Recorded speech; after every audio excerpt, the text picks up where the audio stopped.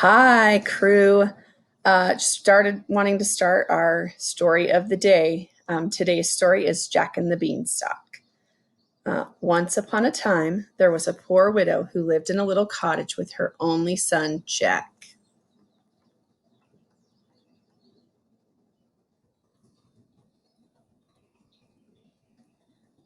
Jack was a giddy, thoughtless boy, but very kind hearted and affectionate. There had been a hard winter, and after it, the poor woman had suffered from fever and ague. Jack did not work as yet, and by degrees they grew dreadfully poor.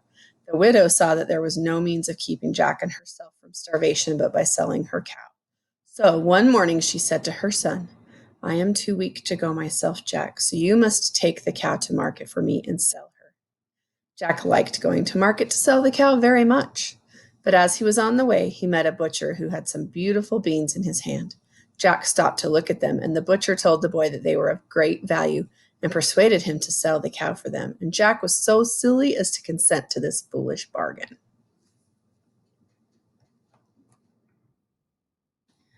What do you think's going to happen?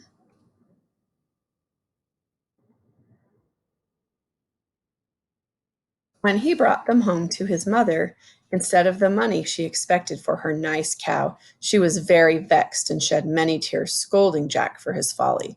He was very sorry, but he said he might as well make the best of his bargain. So he put the seed beans into the ground close by the side of the steep hill, under the shelter of which their cottage was built, and went to bed.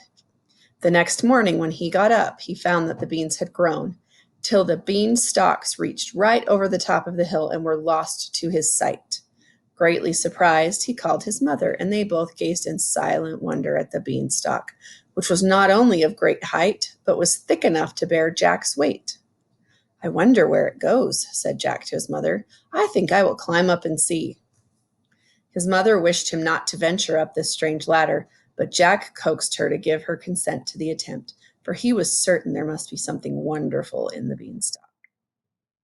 Jack instantly began to climb and went up and up on the ladder like bean till everything he had left behind him, the cottage, the village, and even the tall church tower, looked quite little, and still he did not see the top of the beanstalk. Jack felt a little tired and thought for a moment that he would go back again.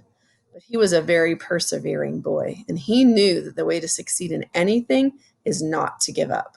So after resting for a moment, he went on, and at last reached the top of the bean, and found himself in a beautiful country, finely wooded. And not far from the place where he had got off the beanstalk stood a fine and strong castle. Jack wondered very much that he had never heard of or seen this castle before, but when he reflected on the subject, he saw that it was as much separated from the village by the perpendicular rock on which it stood as if it were in another land. While Jack was standing looking at the castle, a very strange looking woman came out of the wood and advanced toward him.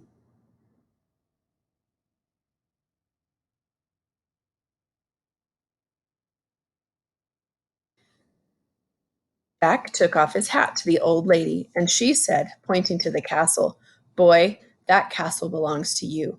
A wicked giant killed your father and took it from your mother. Try and win it back from the monster who now has it. As she ceased speaking, she suddenly disappeared. And of course, Jack knew she was a fairy.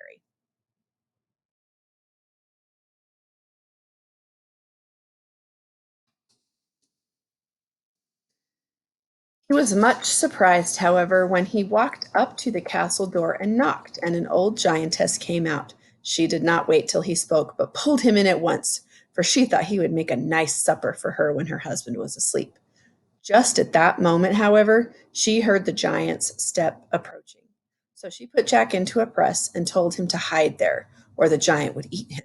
As soon as the ogre came in, he cried in a terrible voice, Fee, fa, fi, fo, fum!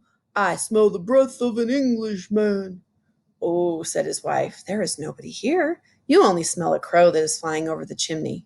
Then the giant sat down to dinner, which was quite ready, and when he had eaten a whole sheep, he said, Bring me my hen. The giantess brought a hen and put it on the table before him, and then she went away. Lay, said the giant to the hen, and she laid a golden egg. Jack could see quite plainly through a little hole which he had bored in the door. 3 times the giant said, "Lay," and each time that the hen laid a solid gold egg. Then the ogre, being drowsy, shut his eyes and soon snored very loudly. Directly, Jack found that the giant was asleep. He stole out of the press, caught up the hen, ran out of the room, opened the door of the castle, which the giant had left ajar, and descended the beanstalk as fast as he could go. His mother was glad to see him again, and much surprised at seeing the hen, which laid them 3 gold eggs every day. Jack's mother took them to the next town and sold them, and soon grew quite rich. Some time afterwards, Jack made another journey up the beanstalk to the giant's castle. But first he dyed his hair and disguised himself. The old woman did not know him again and dragged him in as she had done before to eat him by and by. But once more she heard her husband coming and hid him in the press, not thinking that it was the same boy who had stolen the hen. She put him into the same press and bade him stay quite still there, or the giant would eat him.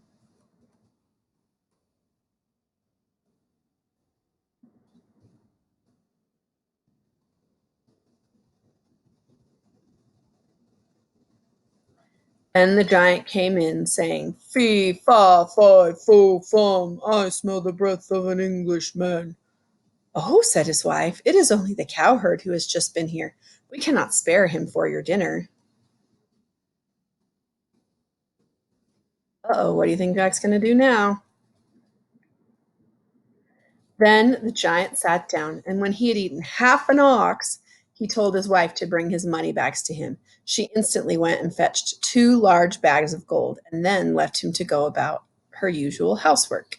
The ogre counted out the gold twice over, and then put it in the bags and tied them up. In a few minutes, Jack heard him snore. He directly crept out of the press, seized the bags, and hurrying out of the castle, carried them home quite safely. Jack's mother was glad to see him safe at home again, and for a long time she would not let him go up the beanstalk, but Jack knew he had not yet obeyed the fairy's commands to win back the castle. So after a time he set off once more on this adventure and tapped again at the castle door. The giantess, who was very stupid, did not know him again, but she stopped a minute before she took him in. She feared another robbery. But Jack's fresh cheeks looked so tempting that she could not resist, and so she bade him come in. But at that moment she heard her husband's steps approaching. Afraid of losing her supper, the ogress at once shut Jack in the press, and she had hardly hidden him when the giant came in, saying, as usual, "Fee, fa, fi, fo, fum, I smell the blood of an Englishman."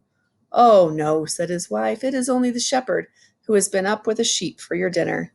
The giant sat down, and when he had eaten a whole sheep, he said, "I should like some music. Bring me my harp." The ogress went and brought a golden harp to him, set it on the table, and went away.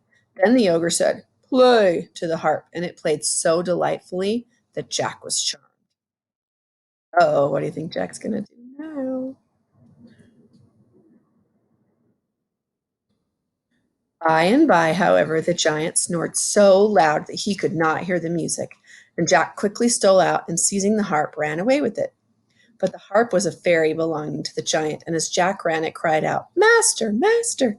The giant woke up slowly and rushed after Jack, but the boy was very nimble and outran him. You may imagine how fast Jack went down the beanstalk this time, hearing all the while the tramp of the giant's feet behind him. Just as he reached the bottom, he saw the ogre looking down on him. The next moment his great feet were on the beanstalk. "Mother, mother, bring me the axe!" cried Jack. His mother hastened with it, and just as the giant was halfway down the beanstalk, Jack succeeded in chopping it in halves. The lower half fell, the upper half swung away, and the giant, losing his hold, fell heavily to the ground on his head and broke his neck. The same moment the fairy again stood beside Jack, and touching the broken beanstalk, was turned into a flight of broad, easy steps. "Go up," she said,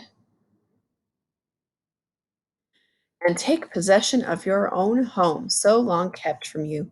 The ogress is dead, and there is no more danger. You have been brave and good. May you be happy."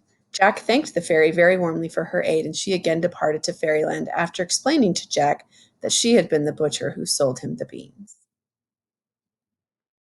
So I want to know what you guys think of that story. Did you like it? If you want, you can draw me a picture and color it and take a picture of it and have one of your parents send it to me through the dojo or through email. But I want to know if you like the story. So let me know. I miss you guys. Bye.